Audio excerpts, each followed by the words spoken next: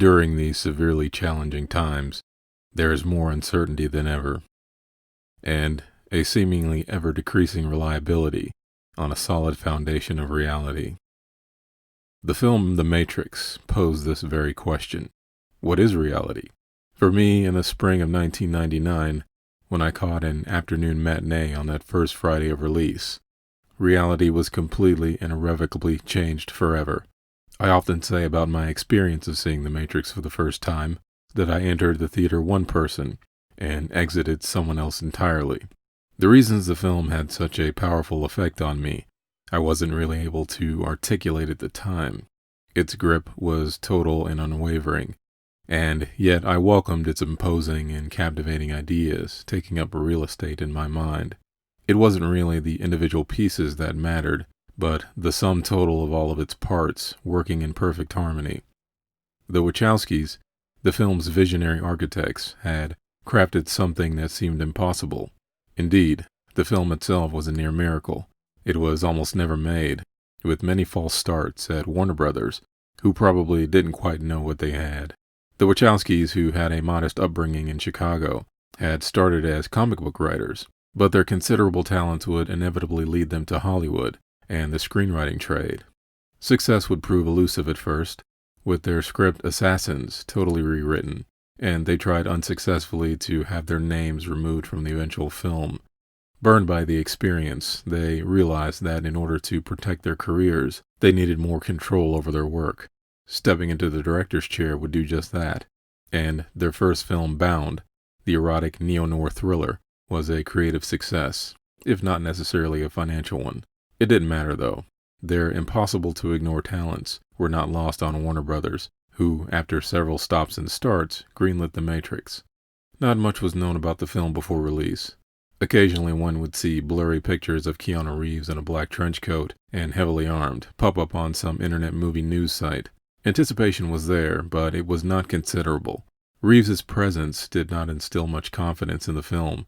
Back then, he was a bit of a punchline in the fandom community, being mostly known for the Bill and Ted films and his recent box office bomb and critical laughingstock, Johnny Mnemonic.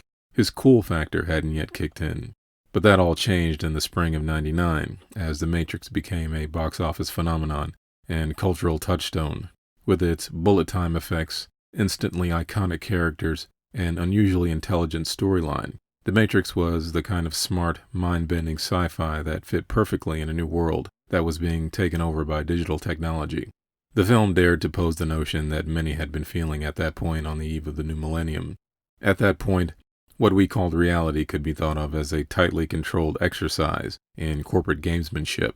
Almost every aspect of a person's existence was somehow controlled by an institution of some kind, whether it be educational, financial, governmental, or entertainment.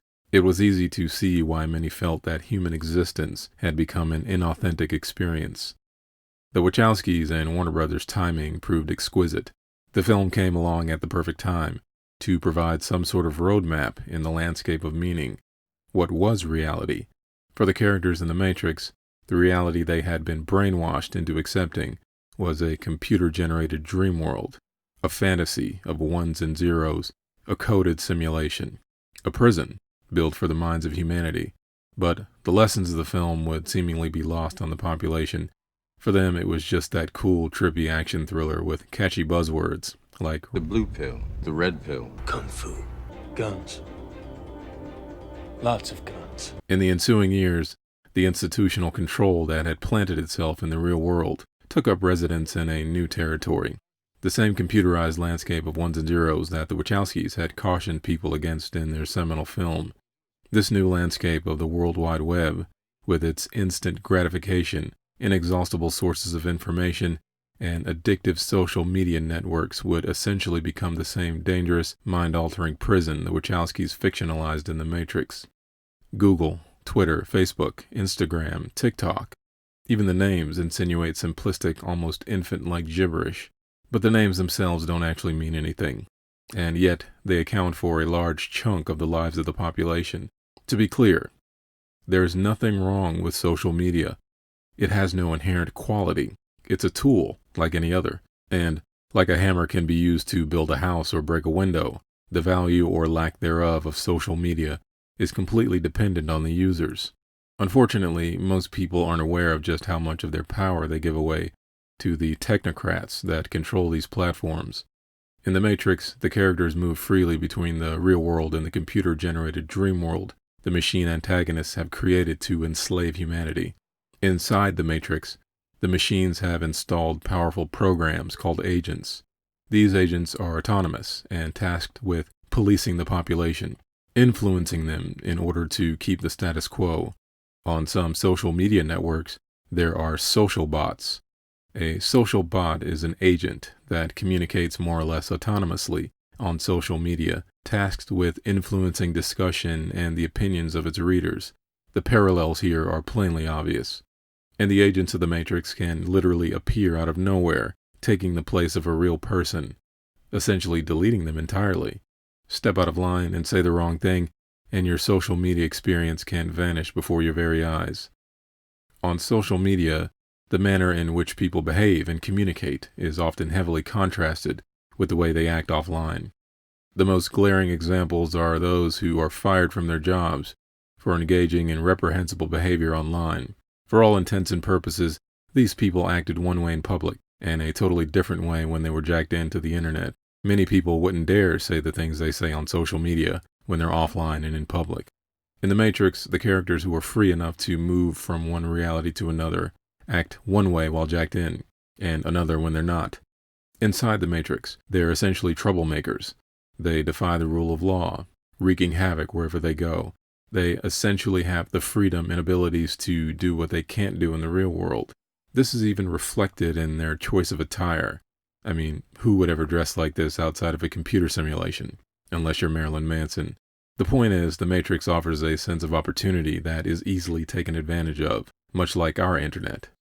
And in the case of activist causes, it is much more fashionable to tweet a hashtag than it is to act out those belief systems and affect a real social change. In a sense, social media becomes a hall of mirrors, an echo chamber, reflecting everything back on itself so that nothing ever escapes. And while people do protest and revolt in reality, many of them are using social media to communicate their idealism and frustrations, and as a result, the vast majority of these protests and revolts don't ever seem to stick or reflect any real social change. It's as if the country gets mad for a few days and then everything goes back to normal. The pull of the social media dream world is too strong to resist, with its never-ending stream of distraction. Artificial intelligences are becoming an ever-increasing factor in how our lives are governed.